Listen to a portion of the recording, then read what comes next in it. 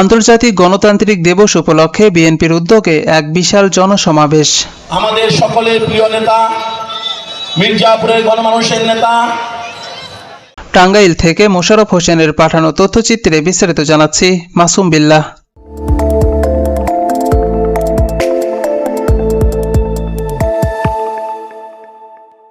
টাঙ্গাইল জেলার মির্জাপুর উপজেলার ওয়ারশী ইউনিয়নে আন্তর্জাতিক গণতান্ত্রিক দিবস উপলক্ষে বিএনপির উদ্যোগে এক অনুষ্ঠানের আয়োজন করা হয়েছে।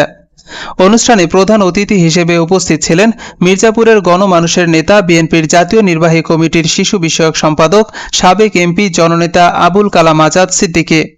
27 সেপ্টেম্বর শুক্রবার টাঙ্গাইল জেলার মির্জাপুর থানার ওয়ারশী ইউনিয়নের নাগরপাড়া কালীবাড়ি মাঠে উক্ত অনুষ্ঠানের আয়োজন করা হয়।